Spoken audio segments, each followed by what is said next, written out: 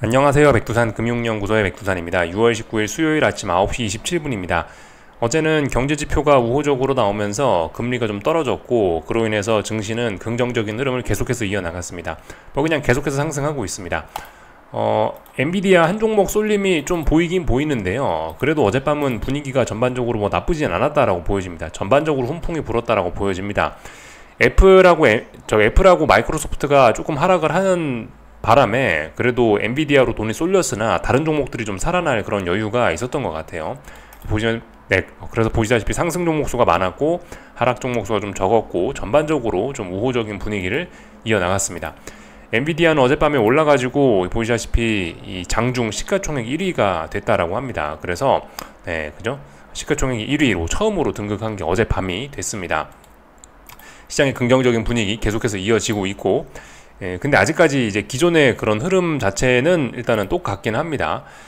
부진하던 아직까지 소외되는 친구들은 계속해서 소외가 되고 있고, 잘 나가는 친구들은 계속해서 잘 나가고 있는, 아직도 이제 그런 관점은 유효하다라고 보여집니다. AI 주식과 AI가 아닌 나머지 소외된 주식들, 요렇게 일단 여전히 두 개로 주식시장을 분류를 할 수 있을 것 같고, 여전히 일단 소외는 소외대로 지속 중이고 잘 나가는 친구들은 잘 나가는 친구대로 계속해서 쏠림이 지속되고 있고, 일단 이 흐름 그대로 일단 보시면 되겠습니다.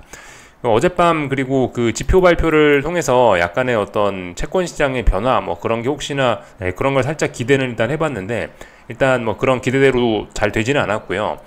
이 채권 시장의 낙관론 여전히 만만치 않게 계속되고 있습니다. 그래서 금리가 계속해서 떨어지고 있는, 금리가 하락 압력을 받고 있는 그런 모습이고요. 하지만 달러는 또 상승 압력을 받고 있는 묘한, 어쨌든 기존의 이 흐름이 계속해서 지속이 되고 있습니다.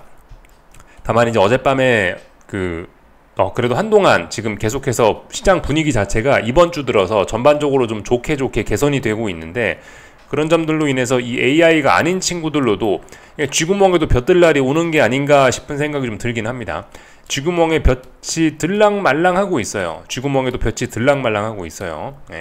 물론 근데 여기서 쥐구멍에 볕이 들어봐야 상승 탄력이 얼마나 되려나 이런 건 일단 좀 의심스럽긴 한데, 분명히 일단 근데 쥐구멍에 볕이 지금 들락말랑하는 그런 상황입니다. 별일 없으면 쥐구멍에 볕이 들 수 있을 것 같기도 한데, 소외된 친구들이 좀 잘 나갈 수 있을 것 같기도 한데, 아무튼 아직까지 AI를 제외한 소외되던 친구들의 의미 있는 매수세 이런 것들은 일단 잘 보이지 않고요. 혹시나 얘네 이제 의미 있는 매수세가 등장한다라고 해도 이 일단 러셀 지수 기준으로 일단 보자면은 이 워낙 오랫동안 답답하게 저항을 누적시켰기 때문에 얘가 올라간다라고 해도 특별한 이슈가 없으면은 상승도 또 제한적일 가능성이 높을 겁니다. 하여튼 근데 일단 아직까지는 줄줄줄 계속해서 빠지고 있는 이런 흐름 지속이 되고 있는 거죠. 그래서 특별한 이슈는 없었고, 말씀드렸다시피 어젯밤에 미국 소매 판매 지표가 나왔는데 예상을 살짝 하회했죠. 이런 점들이 금리를 떨어뜨리는 요인이 됐고요. 금리를 떨어뜨리는 요인이 되니까 그저 금리나 기대감 그런 거를 좀 강화시켰다라고 볼 수 있을 겁니다. 그래서 시장을 일단 호재로 좀 인식을 했고요. 산업 생산 이런 건 괜찮게 나온 모양입니다. 하지만 소매 판매에 시장 참가자들은 관심을 기울이면서 별로 이런 지표는 별로 시장에 일단 잘 영향을 미치지 못한 것 같아요. 사실 이런 지표는 금리를 또 올라가게 하는 그런 요인이긴 하죠. 별로 좋지는 않은 내용일 수 있는데, 하여튼 글쎄요. 일단 소매 판매가 훨씬 중요한 지표였습니다. 그래서 소매 판매에 환호했다, 이렇게 일단 볼 수가 있겠습니다.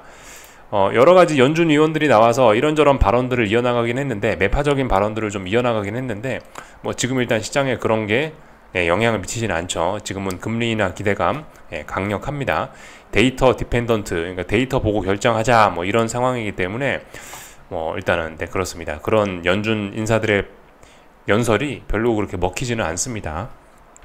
갑자기 충격적인 발언을 하면은 또 영향을 미칠 수 있겠죠. 예를 들면은 올해 금리나 꿈꾸지 마라 라든가, 아니면 금리 인상 이야기 꺼낸다든가, 그 정도의 충격적인 이야기를 꺼내지 않으면은 지금 연준 인사들의 발언은 영향을 미칠 리가 없을 것 같긴 합니다. 그냥 적당히 매파적인 이야기만 하고 있거든요. 원론적인 이야기들만 하고 있어서.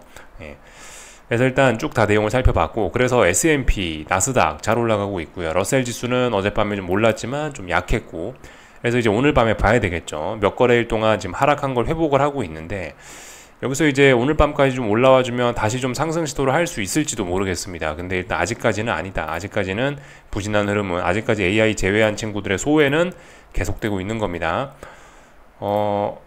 유럽 증시도 그래요. 유럽 증시도 지금 보시다시피 지금 2거래일 연속으로 일단 반등을 하고 있긴 있는데, 이걸 보고 다시 올라간다라고 하기는 좀 모호합니다. 계속해서 소외는 지속이 되고 있습니다. 참고로 요즘 유럽에서 가장 잘 나가는 거는 그나마 영국이 가장 잘 나갑니다. 영국 증시는 뭐 굉장히 좋습니다. 그래도 하방 경직성 딱 이렇게 잘 만들어주고 있는 그런 모습이에요. 그래서 뭐 전반적인 내용들 일단 다 봤고요. 그죠? 뭐 강하다, 약하다. 그냥 이 정도 가볍게 이야기만 하면 될 것 같고요. 금리는 그래도 지금 이런 과정이 어떤 고점을 만드는 과정일 수 있긴 있거든요. 그래서 일단 좀 지켜는 계속해서 좀 경계를 좀 해봐야 될 것 같긴 합니다. 요즘 낙관론이 좀 굉장히 강하긴 강한데 살짝 좀 역발상을 좀 해볼 수 있는 때가 아닌지라는 생각이 여전히 좀 들긴 합니다. 이런 부분 좀 주의해야 될 것 같아요.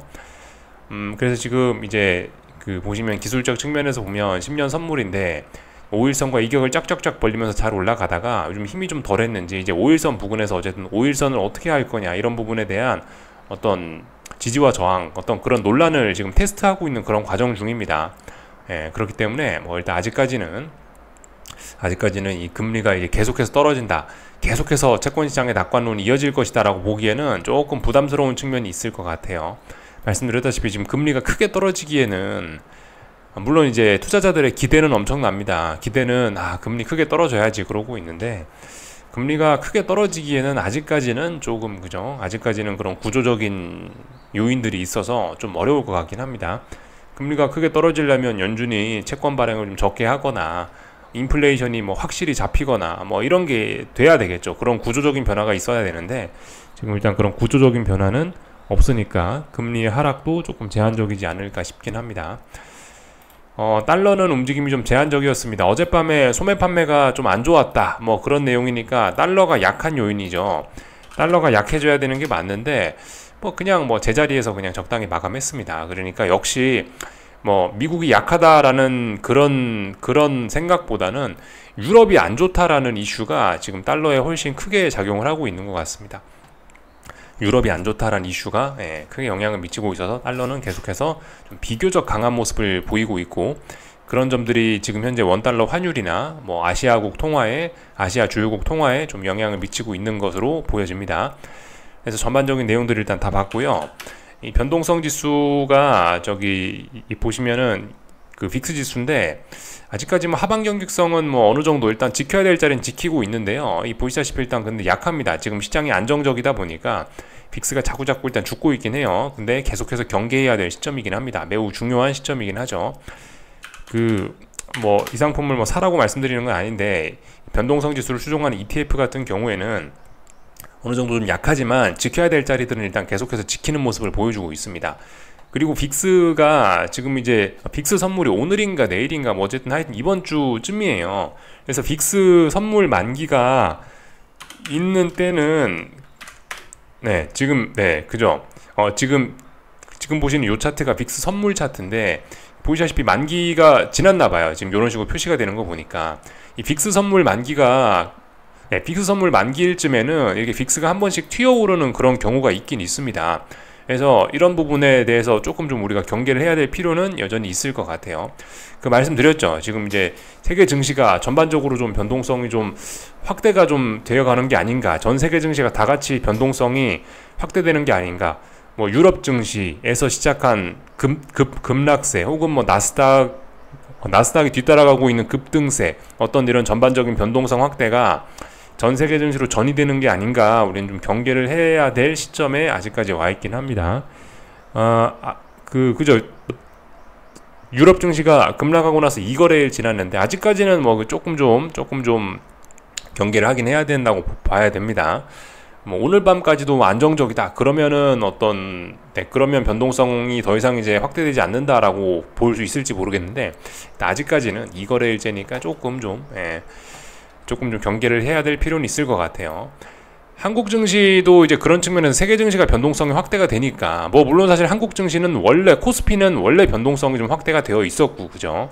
코스피는 원래 변동성이 확대가 되어 있었고 그런 상황에서 지금 이제 그런 상황이 지속되고 있는데 마침 이제 유럽 증시도 변동성이 확대되고 나스닥도 급등을 하고 이러니까 코스피도 이렇게 변동성을 더욱 확대시키는 그런 모습입니다. 코스피는 분명히 어떤 어떤 세계적인 영향을 분명히 좀 잘 받고 있는 것 같긴 해요. 코스닥은 뭐 그런 거하고 상관은 없고요. 이런 내용들을 좀 살펴봤고요. 그래서 뭐 잘 올라가고 있다 뭐 그런 거고, 어젯밤에 저기 중국 ETF 그거는 어젯밤에 그냥 팔아버렸습니다. 그건 뭐 청산해버렸습니다. 그 중국 ETF 기준으로 일단 좀 몇 가지를 좀 보자면요, 어젯밤에 이런 모습 보였거든요. 이게 중국 지수라고요. 미국에 상장돼 있는. 어젯밤에 보시다시피 또 올랐어요. 이도저도 아닙니다. 어젯밤에 올랐기 때문에 어젯밤에 상승했다라는 이야기는 일단은 최소한 중국 지수가 당장 하락할 생각은 없다라는 겁니다. 그러니까 뭐 하루 정도는 상승할 수 있죠. 하루 정도 상승할 수 있는데 이틀 연속 상승한다 이러면 하락하겠다는 생각은 없는 거거든요. 근데 여기서 이제 또 생각을 해봐야 되는 게, 여기서 이제 상승 마감했으니까 그렇다고 이제 위쪽으로 올라가냐, 그렇게 보기엔 또 어려워졌습니다. 이게 답답한 구간이 돼버린 거예요. 아래쪽으로 가야 될 때였는데 아래쪽으로 가지 못했습니다. 세계적으로 분위기가 뭐 좋다 보니까 아래쪽으로 가야 될 때 아래쪽으로 가진 못했고, 그렇다고 위쪽으로 이제 그럼 공격적으로 올라가냐, 그것도 또 아닌 것 같습니다. 위쪽으로는 또 저항이 있죠. 위쪽으로는 또 저항이 있고 매물대이기 때문에 이런 자리를 돌파 한 장 해줘야 이제 본격적으로 달릴 수 있는 거고, 그렇지 않으면 그냥 이제 답답한 구간이 되는 거겠죠. 이렇게. 그래서 결과적으로 아직도 가야 될 때 못 가고 가야 될 때 못 가고 이러면서 위도 아래도 아닌 이렇게 옆으로 가는 그런 모습이 돼버렸습니다. 그래서 그죠, 상승의 반대가 하락이 아니라고요. 하락의 반대가 상승이 아니고요. 사실 실질적으로는요. 물론 이제 언어적인 관점에서 그냥 우리가 뭐 말로 하는 이런 관점에서 상승의 반대는 하락이지만, 실질적인 움직임은 상승의 반대는 하락이 아닐 수 있습니다.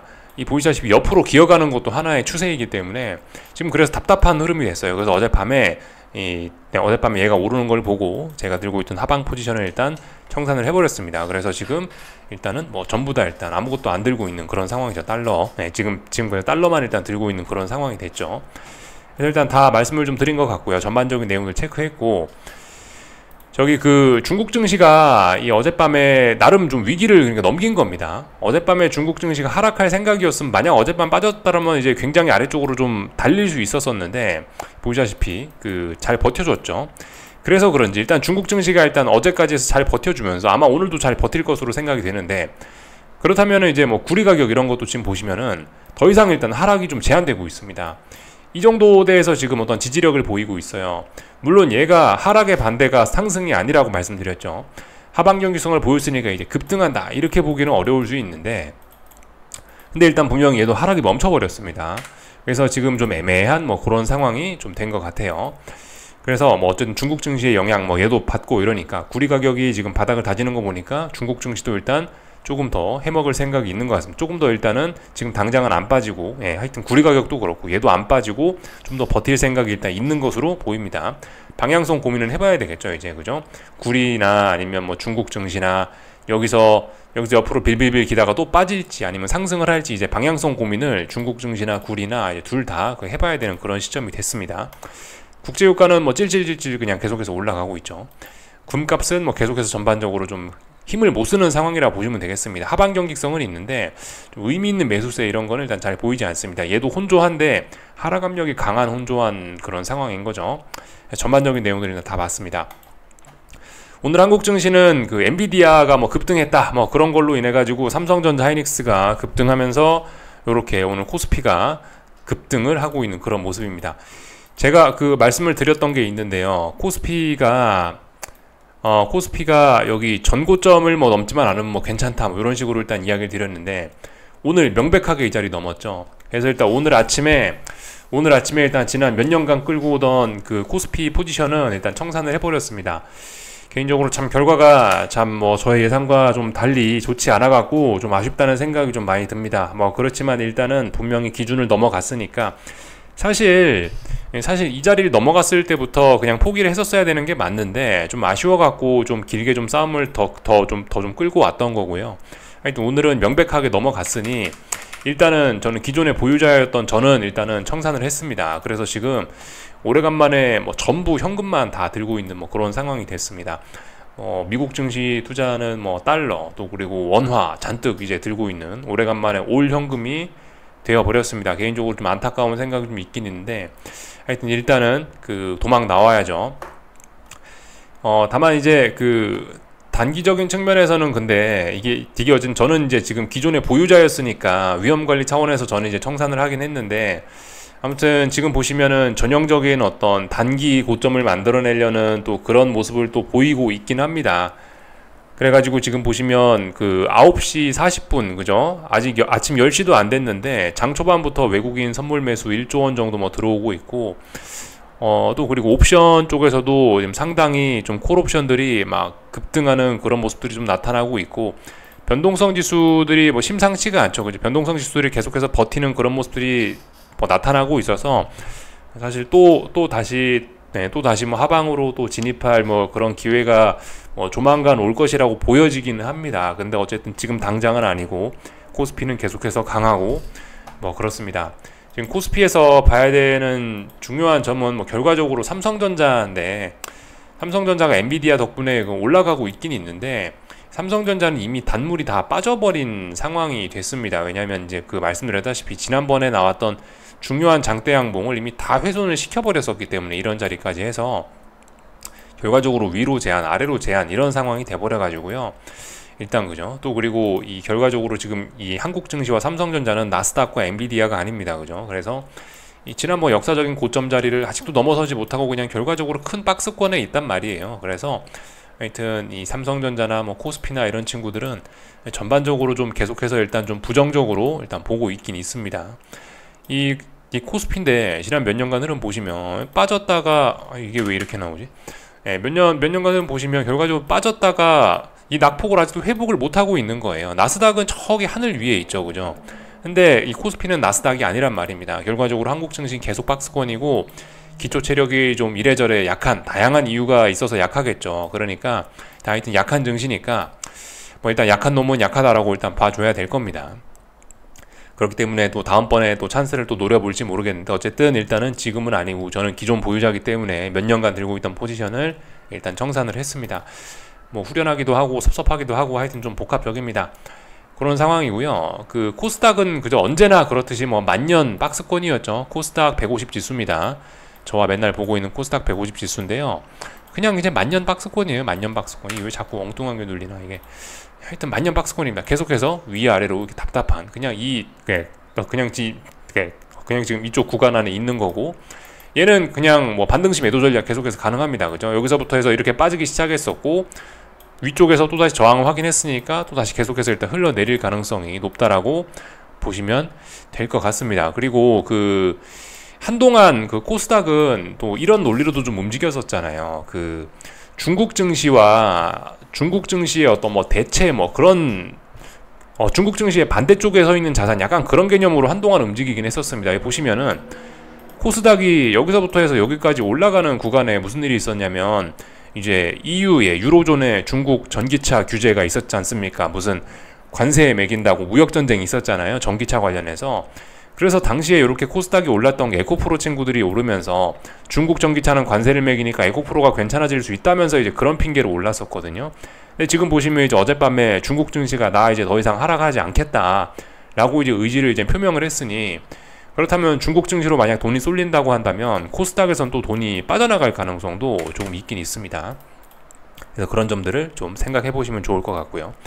하여튼 그래요. 환율은 뭐 잘 올라가고 있습니다. 그래서 달러는 뭐 계속해서 뭐 들고 가고 뭐 잘 하고 있긴 있는데 하여튼 그래요. 이 그 지금 위안화라든가 엔화라든가 얘네들이 다 지금 어떤 중요한 저항을 넘어서려고 하고 있단 말이죠. 얘네가 이제 레벨업돼서 너무 수준이 많이 올라가면 증시에도 분명히 부담이 될 텐데 그래서 사실 지금 환율 꼬라지를 보면은 이제 증시의 어떤 코스피의 저런 랠리도 좀 이제 그렇게 많이 남은 것 같진 않아 보이긴 하는데 아무튼 지금 당장은 어쨌든 환율의 저런 움직임이 주식시장에 별로 영향을 미치지는 않고 있단 말입니다. 그러니까 일단 뭐 기존 보유자인 저는 일단 뭐 도망을 가 있는 상태고 그래서 일단 뭐 지금 현금을 잔뜩 갖고 있는데 뭐 그래서 이제는 뭐 어떤 뭐 이 현금으로 뭘 해야 될지 약간 좀 고민을 하면서 일단 뭐 지켜보고 있습니다. 이 현금으로 뭘 하지, 뭘 해야 되나 뭐 고민을 좀 하고 있습니다. 네. 딱히 뭐 지금 상황에서 당장 뭐 할 게 일단 보이진 않아서, 네, 그래서 일단은 지금 일단 뭐 기다리고 있는 그런 상황이죠. 그래서 좀 고민 좀 해보려고 합니다. 여기까지 하겠습니다. 궁금한 거 리플 남겨주시고요. 오늘 저녁에 뵙도록 하겠습니다. 여기서 마치겠습니다.